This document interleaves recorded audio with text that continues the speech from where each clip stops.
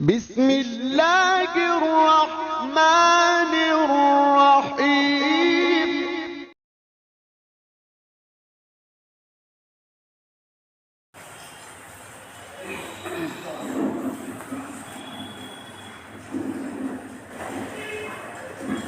الحمد لله نحمده ونستعينه ونستغفره ونؤمن به ونتوكل عليه ونعوذ بالله من شرور أنفسنا ومن سيئات أعمالنا من يهده الله فلا مضل له ومن يضلل فلا هادي له وأشهد أن لا إله إلا الله وحده لا شريك له وأشهد أن سيدنا وسندنا ونبينا ومولانا محمدا عبده ورسوله أما بعد فأعوذ بالله من الشيطان الرجيم بسم الله الرحمن الرحيم إن عدة الشهور عند الله 12 شهرا في كتاب الله يوم خلق السماوات والأرض منها 4 حرم صدق الله مولانا العظيم۔ محترم بزرگوں، اللہ رب العزت نے انسانوں کے درمیان میں 12 مہینوں کو نازل کیا۔ ان 12 مہینوں کے اندر اسلامی تاریخ کے اعتبار سے سب سے پہلا مہینہ ماہ محرم الحرام کا کہلاتا ہے۔ ماہ محرم شریعت اسلامیہ کے نظر میں ایک برکت والا مہینہ ہے، ایک عظمت والا مہینہ ہے۔ اس ماہ کے اندر رسول اکرم صلی اللہ علیہ وسلم ارشاد فرماتے ہیں کہ محرم کے ماہ میں 10 محرم الحرام کو انسان کو چاہیے کہ اپنے اہل و عیال پر، اپنے گھر والوں پر، اپنے اہل خانہ پر خوب پیسہ خرچ کرے، جہاں تک ہو سکے اللہ تعالیٰ کے رزق میں بہترین سے بہترین رزق کا استعمال کرے، اور جہاں تک ہو سکے اس خوشی کے اندر اپنے پوری فیملی کو شامل کرے۔ جناب رسول اللہ صلی اللہ علیہ وسلم دوسری جگہ پر ارشاد فرماتے ہیں کہ انسان کو چاہیے کہ محرم کے ماہ کے اندر روزہ رکھنے کا اہتمام کرے، روزہ رکھے، چاہے 10 محرم کو رکھ لے اور 11 محرم الحرام کو رکھ لے، یا 9 تاریخ کو رکھ لے یا 10 تاریخ کو رکھ لے۔ اگر انسان روزہ رکھے گا تو پیغمبر صلی اللہ علیہ وسلم کے قول کی اتباع ہوگی، اور اس اتباع کے نتیجے میں اللہ تعالیٰ اس کے درجے کو بلند فرمائیں گے۔ محرم الحرام کے مہینے میں انسانوں کے بیچ میں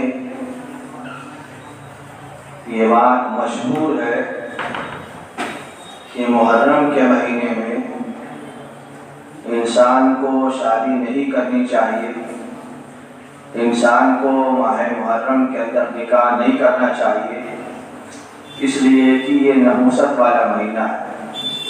سرکار دو عالم صلی اللہ علیہ وسلم کے نواسی حضرت امام حسین رضی اللہ تعالیٰ عنہ کی شہادت اس بات کی دلیل ہے کہ وہ اللہ تعالیٰ کی بارگاہ میں شہید ہوئے، اللہ کے راہ میں شہید ہوئے، اور سرکار دو عالم صلی اللہ علیہ وسلم کے نواسے کے صدقے میں اس ماہ کے اندر ایک عظیم قربانی ان کے طرف سے منسوب ہے۔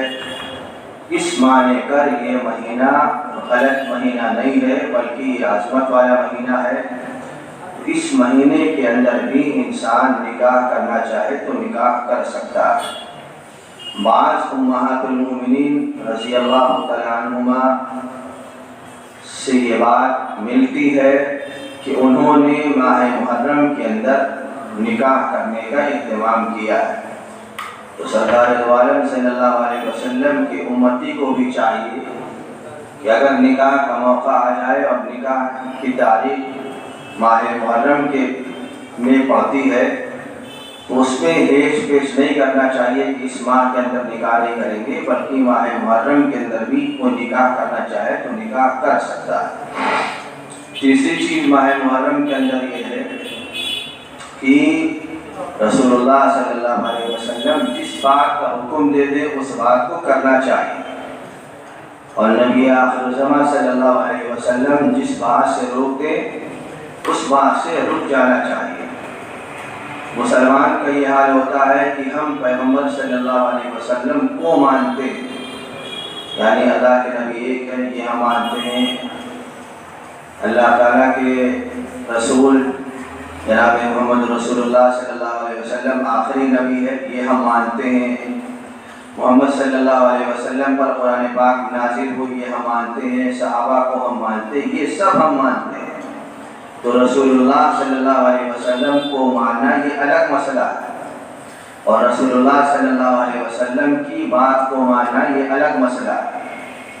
ہم دونوں چیز میں فرق نہیں کرتے، بس ایک ہی چیز پر فوکس کرتے ہیں کہ ہم محمد صلی اللہ علیہ وسلم کو مانتے ہیں۔ مثال کے طور پر اس مسجد کو ماننا ایک الگ مسئلہ ہے کہ یہ مسجد ہے یا نہیں، وہ الگ مسئلہ ہے۔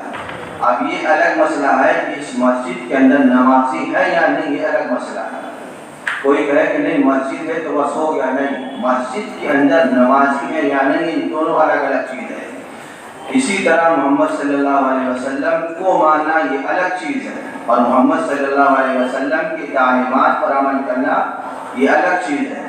تو محمد صلی اللہ علیہ وسلم نے جن باتوں کی تعلیم دی ہے بس اسی کو کرنا چاہیے۔ جن باتوں سے محمد صلی اللہ علیہ وسلم نے روک دیا کہ یہ مت کرو، صحابہ نے منع کر دیا یہ مت کرو، خلفائے راشدین نے منع کر دیا یہ مت کرو، تو بس مت کرو، ختم۔ اگر اللہ کے رسول صلی اللہ علیہ وسلم حکم دیتے ہیں یہ کام کرو تو بس کر ڈال، یہ مت دیکھو پھر انجام کیا ہوگا، بس کرو صرف اس لیے کہ اللہ کے رسول صلی اللہ علیہ وسلم کا یہ حکم ہے۔ اگر محمد صلی اللہ علیہ وسلم یا اللہ تعالیٰ کسی کام سے روک دے کہ مسلمان ایمان والے مومن یا مومنہ یا بچے یا بوڑھے یا جوان اس کام سے رک جاؤ تو بس رک جاؤ۔ تو ماہ محرم کے اندر صرف وہ عمل کرنا چاہیے جو صحابہ کرام رضوان اللہ تعالیٰ علیہم اجمعین کے ذات سے یا اس دور کے اجلہ صحابہ سے ثابت ہے۔ اس دور کے اگر خلفائے راشدین ماہ محرم کے اندر جس بات کو کرتے ہیں بس اسی پر چلیے، جس بات کو نہیں کرتے ہیں اس کام سے رک جائیں۔ اس دور کے صحابہ کرام رضوان اللہ تعالیٰ علیہم اجمعین نے یہ کام کیا کہ جب ماہ محرم آتا تھا تو روزہ رکھتے تو بس روزہ رکھو کچھ بھی ہو جائے۔ یہ الگ ہے کہ طاقت نہیں ہے، استطاعت نہیں ہے، وسعت نہیں ہے، وہ الگ مسئلہ ہے، لیکن کوشش کرے کہ اللہ کے رسول کا حکم تو بس کرنا ہے۔ وہاں یہ نہیں کرنا چاہیے کہ ہم نہیں کریں گے، یہ مصیبت ہے وہ مصیبت ہے، کوشش کر کے روزہ رکھنے کا اہتمام کرنا چاہیے۔ رسول اللہ صلی اللہ علیہ وسلم نے حکم دے دیا کہ 10 محرم الحرام کے دن یعنی عاشورہ کے دن اپنی فیملی کے اوپر خوب پیسہ خرچ کرو، بس کرو، یہ نہ سوچو اس وقت کیا ہوگا، انجام کیا ہوگا، اس سے کوئی سروکار نہیں، صرف یہ سوچ کر کرو کہ محمد صلی اللہ علیہ وسلم کی یہ تعلیمات ہیں صحابہ کے ذریعے سے اس امت تک پہنچی ہے، تو اللہ کے نبی نے کہہ دیا تو پیسہ خرچ کرو، لیکن یہ ضرور یاد رکھیے کہ اپنی بساط کے وقت خرچ کیجیے، اتنا نہ کریے کہ قرضہ لینا پڑ جائے۔ رسول اللہ صلی اللہ علیہ وسلم کے صحابہ نے یا اس دور کے بڑے بڑے اللہ کے محبوب بندے نے اس ماہ کے اندر نکاح کرنے کا اہتمام کیا تو بس نکاح کرو، اس سے کوئی سروکار نہیں کہ امت کیا کہے گی، امت تو کبھی کسی کو نہیں چھوڑے۔ اس دور کے لوگوں نے جب سرکار دو عالم صلی اللہ علیہ وسلم کو نہیں چھوڑا، ہم اور آپ کچھ بھی نہیں ہے۔ آپ کوئی بھی اچھا کام کریں گے تو 2-4 مخالفت کے لیے کھڑے رہیں گے، یہ کیا آپ نے لکھا ہے۔ ماہ محرم کے اندر جب امہات المؤمنین سے نکاح کرنا ثابت ہے تو اس دور کے اہل ایمان اگر ماہ محرم کے اندر نکاح کرتے ہیں تو کوئی مذائقہ نہیں ہے، نکاح کریے۔ اس وقت یہ نہ سوچے کہ امت کیا کہے گی. امت تو کبھی کسی کو نہ چھوڑی ہے نہ قیامت تک چھوڑے گی. اگر یہ صورتحال پیدا ہو جائے کہ نہیں لڑکا اور لڑکی آپس کے درمیان سے یہ بات مصالحت سے یہ بات مضبوطی کے ساتھ قائم ہو جائے کہ محرم کے اندر نکاح کرنا تو بس کر ڈالیے نہیں کہ ہمارے آبا و اجداد نے کیا یا نہیں کیا، اس سے کوئی تعلق نہیں. جب صحابہ نے رسول اللہ صلی اللہ علیہ وسلم کے چاہنے والوں نے اس ماہ کے اندر نکاح کرنے کا اہتمام کیا تو ہم بھی نکاح کریں گے. اس لیے ماہ محرم کے اندر 3 کام ضرور کرنا چاہیے. ایک روزہ رکھنے کا اہتمام کریے، 10 یا 11 یا 9 10 اپنے اہل خانہ اپنی فیملی کے اوپر خوب پیسہ خرچ کیجیے. شرط اپنی حیثیت کے مطابق، حیثیت سے زیادہ نہ دکھائیے. اس لیے کہ اگر حیثیت سے زیادہ دکھائیں گے تو قرآن پاک اس سلسلے میں گواہی دیتا ہے ان المبذرین کانوا اخوان الشیاطین وکان الشیطان لربہ کفورا. فضول خرچی کرنے والے لوگ انسان نہیں ہیں بلکہ شیطان کے بھائی ہیں. اور اے انسانوں یہ بات سمجھو کہ شیطان تمہارا کھلا ہوا دشمن ہے. اس لیے اپنے وسعت کے مطابق، اپنے وسعت کے مطابق، اپنے استطاعت کے بقدر ماہ محرم کے اندر پیسہ اپنے اہل خانہ پر خرچ کرنا چاہیے.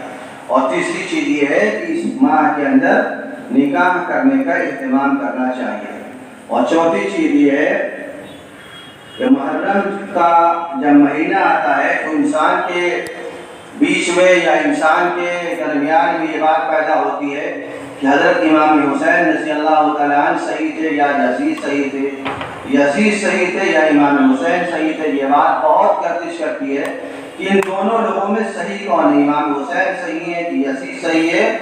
تو اس سلسلے میں اپنی زبان کو گرفت کرنا چاہیے. گرفت کا ترجمہ ہوتا ہے مضبوطی کے ساتھ روک لیجیے.